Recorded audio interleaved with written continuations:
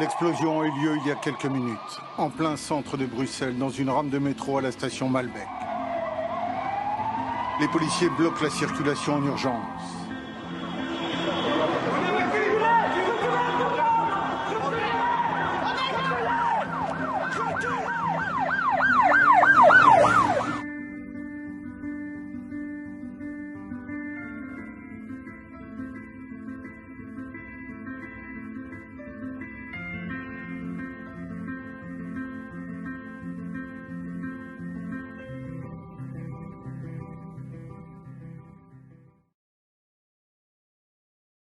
Arrivé à la station métro Delta, je prends le métro. Et là, nous venions d'apprendre l'attentat qui s'était déroulé à Bruxelles National. On pensait bien que c'était un attentat. Et nous nous posions déjà la question, on était à plusieurs, à se poser la question de savoir, tiens, est-ce que ça pourrait pas aussi arriver dans le métro?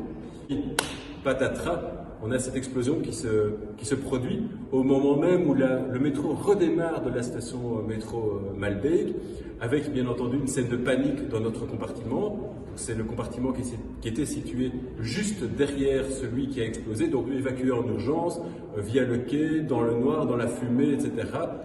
Et nous sommes sortis miraculeusement de cette rame attaquée. On entendait les sirènes au loin, et puis de tout près, et puis la police est arrivée pour barricader la zone. On a eu une grande peur, bien sûr, on était très paniqués, d'ailleurs on a tous crié, je crois.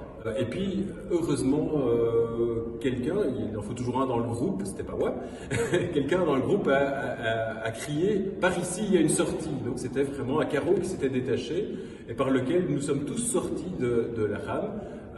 Et puis après, nous sommes dirigés vers les sorties qui étaient encore accessibles.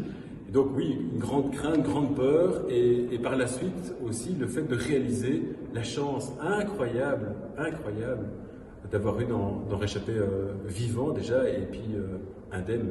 Oui, on en parle chaque fois qu'on a l'occasion d'en parler, etc. Donc forcément, ça me revient en tête, comme ça me revient en tête maintenant, mais sans émotion particulière. Des pensées pour les victimes, pour toutes les personnes qui n'ont pas eu cette possibilité de s'en sortir véritablement indemnes. Évidemment, une pensée pour toutes les personnes qui n'ont pas eu ma chance, qui ont peut-être encore des angoisses actuellement, qui ont des suivis médicaux, psychologiques encore maintenant, ou qui ont dû exposer des frais matériels qui n'ont pas encore été remboursés maintenant. Oui, vraiment, je pense aussi à toutes ces personnes-là, et qui sont nombreuses, peut-être beaucoup plus nombreuses qu'on ne le pense. Voilà, toutes mes pensées vont à ces personnes.